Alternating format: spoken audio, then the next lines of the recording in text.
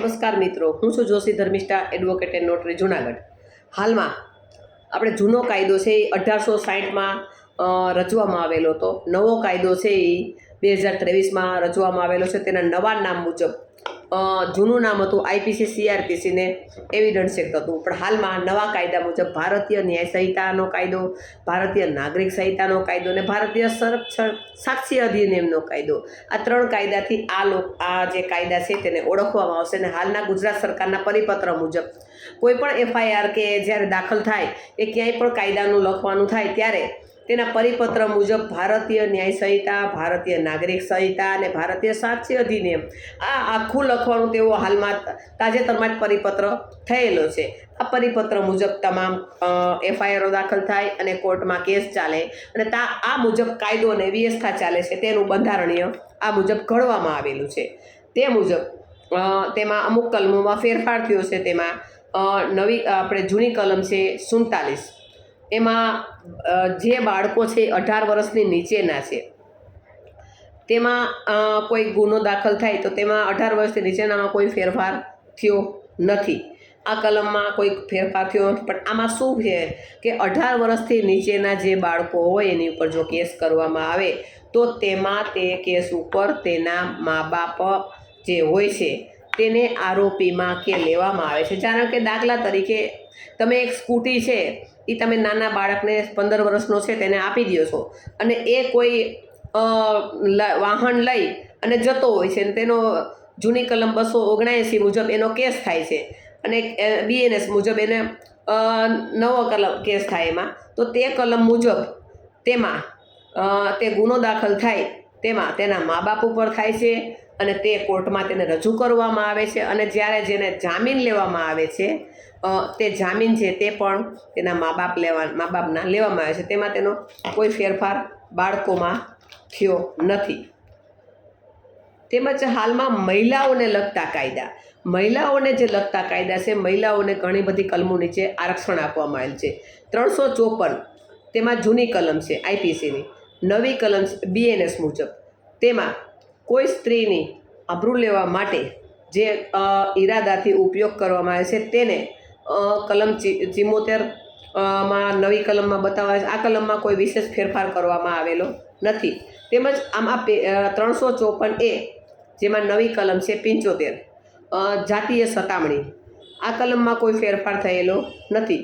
પછી 354B એમાં છે નવી કલમ છે બીએનએસ મુજબ 76, કોઈ સ્ત્રીની નિર્ણય હુમલો કરવા માટે ગુનાહિત કૃત્ય કરવામાં બળ વાપરવું તેને 75ની કલમ બીએનએસ મુજબ લાગુ પડે છે. તેમાં થોડો ફેરફાર થયો છે. પુરુષ શબ્દ લગાડવામાં આવતો હતો તે પુરુષ શબ્દની જગ્યાએ કોઈ પણ વ્યક્તિ લગાડવામાં આવે છે. 354B જૂની કલમ છે, નવી કલમ છે બીએનએસની 77 મુજબ ચોરી છુપીથી અંગત કોઈના ફોટા લેવા, કોઈના વિડિયા લેવા, આની નવી કલમ મુજબ 77માં કીધું છે બીએનએસની. તેમાં પણ થોડો ફેરફાર થયો છે. પુરુષ શબ્દની જગ્યાએ કોઈ પણ વ્યક્તિ કોઈ ફોટો લે, કોઈ વિડીયો લે, એને વાયરલ કરે તો તેને 77 મુજબ એને 354C લાગુ પડે છે. 354D જે જૂની કલમ છે અને નવી કલમ છે 78, કોઈ પણ સ્ત્રીનો પીછો કરવો, તેની વાસે રેકી કરવી અને એમાં જે કલમ લાગુ પડે છે તે 78 અને એમાં કોઈ અંદર બીજો કોઈ ફેરફાર થયો નથી. 509 જે જૂની કલમ છે, નવી કલમ છે બીએનએસની 79, સ્ત્રીની મર્યાદાનું અપમાન કરવું, તે હેતુના શબ્દ બોલવા, હાવભાવ બતાવે, એટલે કોઈ પણ સ્ત્રી જાતિ હોય ને તમારે ગમે એ બોલવું, ગમે એ વર્તન કરવું, તેને નવી કલમ 79 મુજબ લાગુ પડે છે. આ કલમમાં કોઈ બીજો ફેરફાર થયેલો નથી. પછી છે 304B ડાવરી ડેથ, એ જૂની કલમ છે આઈપીસીની, નવી કલમ છે દહેજમાં મૃત્યુ. કોઈ પણ સ્ત્રીનું દહેજમાં મૃત્યુ થાય એટલે ડાવરી ડેથ મુજબ તેનો આ કલમમાં લાગુ પડે છે અને 10 વર્ષથી વધુ સજાની જોગવાઈ છે. આ કલમમાં બીજો કોઈ ફેરફાર થયો નથી. પછી 493 છે એ જૂની કલમ છે અને 81 બીએનએસની નવી કલમ છે. કોઈ પણ પુરુષ છેતરપિંડીથી કાયદેસર લગ્ન થયા છે એવું માનવાને પ્રેરી અને પત્નીના ભાવે કોઈને સ્ત્રીને રાખે તેમાં આ કલમ BNS લાગુ પડે છે અને આ કલમમાં બીજો કોઈ સવિશેષ મારે એમાં કોઈ ફેરફાર થયો નથી. પછી 494 એમાં નવી કલમ મુજબ 82(1) લગાડેલું છે. પતિ અથવા પત્નીની હયાતીમાં ફરીથી લગ્ન કરવું. એક પતિ હાજર હોય અને એને બીજા પતિ હારે લગ્ન કરે તો પણ એને 494, પછી સ્ત્રી હોય કે પુરુષ બંનેને આ કલમ મુજબ લાગુ પડે છે. કે કોઈ પતિ હોય ને બીજો પતિ કરે તોય લાગુ પડે, કોઈ પત્ની હોય અને પતિ કરે તોય પણ આ લાગુ પડે છે. પછી 496 એની નવી કલમ છે 83. જે વિધિથી કાયદેસર લગ્ન થયું ન હોય છતાં પણ કોઈ સ્ત્રીને કે કોઈ પુરુષને તમે એવું બતાવો કે મારું તારી હારે કાયદેસર લગ્ન થયું છે ને કપટપૂર્વક તમે એની પત્ની જાહેર કરો કે તું મારી પત્ની છો, એટલે આમાં પણ તમને 10 વર્ષ ઉપરની સજાની જોગવાઈ છે. અને આ કલમમાં પણ અંદર વિશેષ કાંઈ ફેરફાર થયો નથી. અને જે કલમ તમારી સાથે લાગેલી હોય એમાં એની વિશેષ કલમ એ મુજબની સજા લાગુ પડે છે. 498 જે જૂની કલમ હતી 498 કે જે પતિ પત્ની વચ્ચેના કેસ હોય છે. નવી કલમ છે BNS ની 84. તે મુજબ પરણેલી સ્ત્રીને ગુનાહિતતાથી નવી કલમનું વિશ્લેષણ એમાં થોડું ફેરફાર કરેલું છે. પરણેલી સ્ત્રીને ગુનાહિત ઈરાદાથી ભગાડી લઈ જવાથી કે રોકી રાખવાથી તેને આ કલમમાં લાગુ પડે છે. કલમ 84 BNSની. તેની પાસેથી અથવા તેના વતી સ્ત્રીની સંભાળ રાખનાર પાસેથી એવા શબ્દોનો ઉપયોગ થયો છે. એટલે કોઈ પણના જે સંભાળ રાખતા હોય એનામાંથી એને લઈ જવું એટલે એની કલમ BNSની 84 લાગુ પડે છે.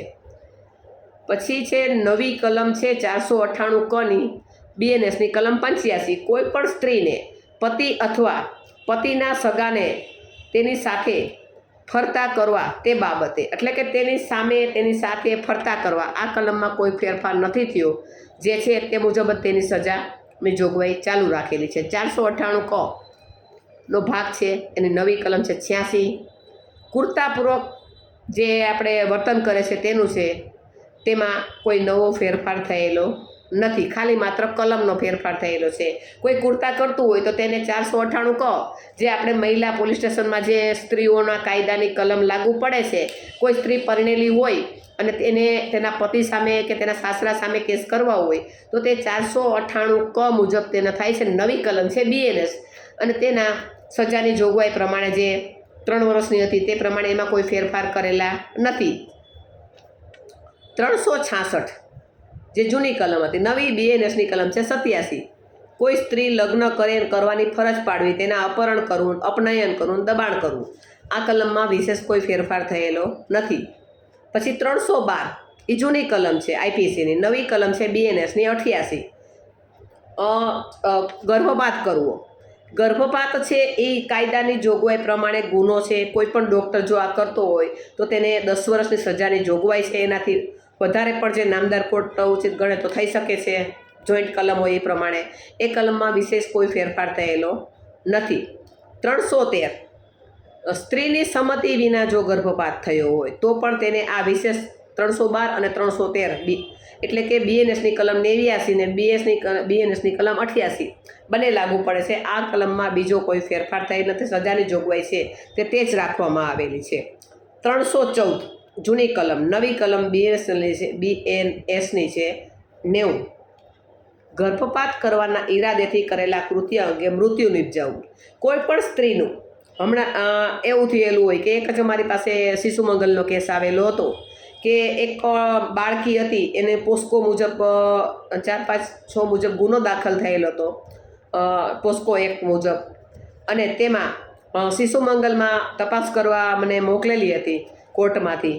અને તેને જ્યારે ગર્ભપાત કરાવવાનું કીધું અને તેના ઈરાદામાં તેને ખબર છે કે આ પૂરા ટાઈમ વયો ગયો છે, પછી જો એને આ ગર્ભપાત કરે અને એનું મૃત્યુ થાય તો તેમાં કલમ 90 મુજબ તેની સામે કેસ થાય છે અને તેને મુજબ જે ભેગી કલમ આવે તે મુજબ સજા થાય છે. એમાં બીજે વિશેષ ફેરફાર કરવામાં આવેલો નથી. તેમજ 315 જૂની કલમ. નવી કલમ છે BNSની 91.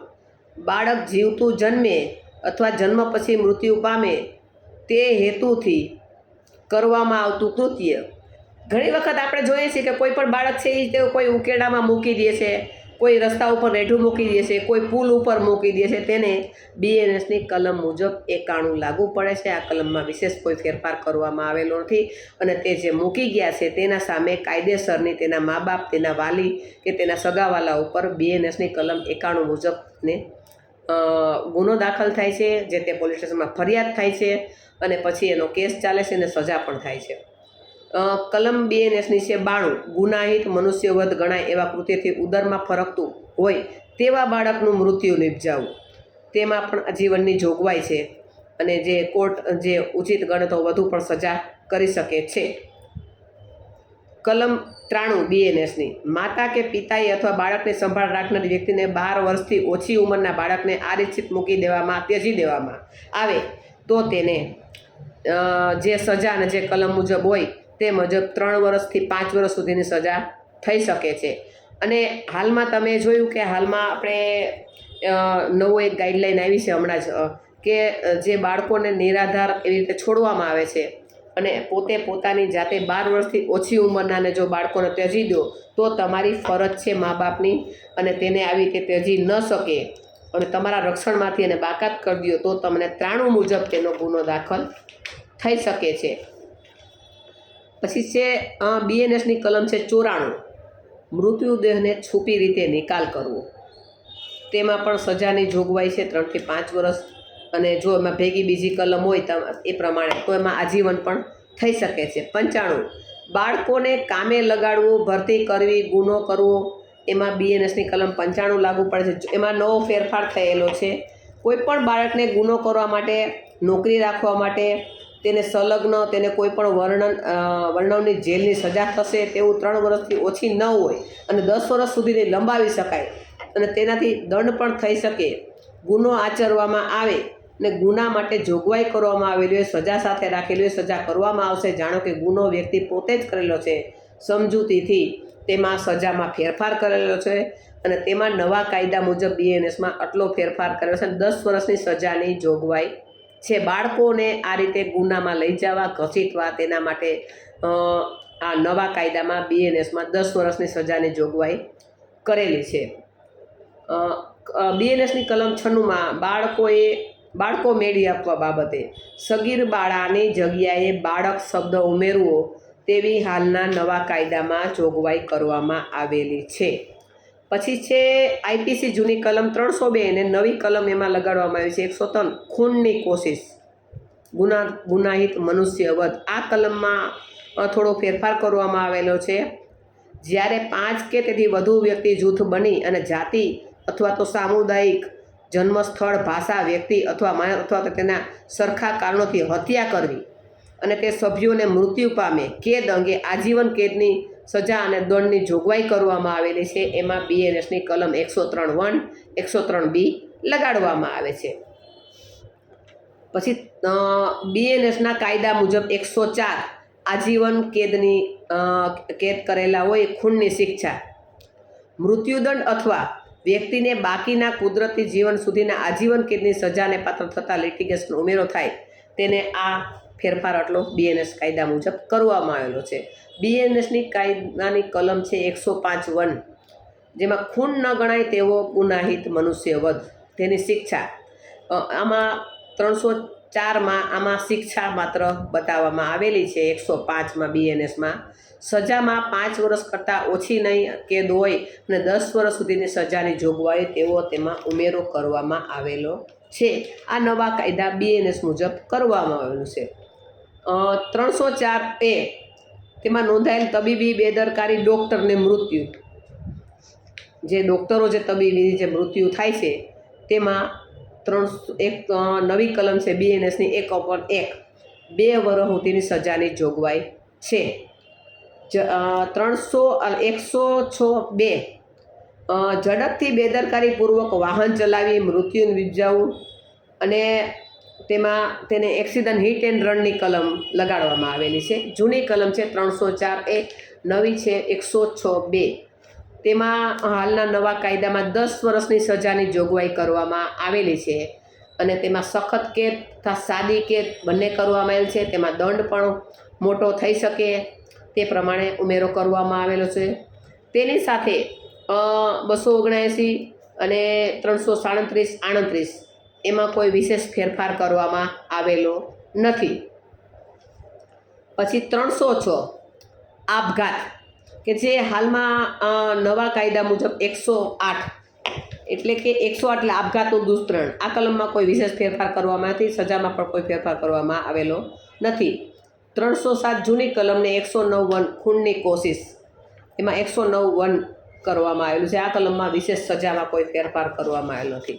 મિત્રો, આ હતું BNSના કાયદા મુજબ તમને સામાન્ય જે મેન કલમો હતું તેના માટે મેં આ તમને થોડોક જે આપણે SP સાહેબે જે કાયદા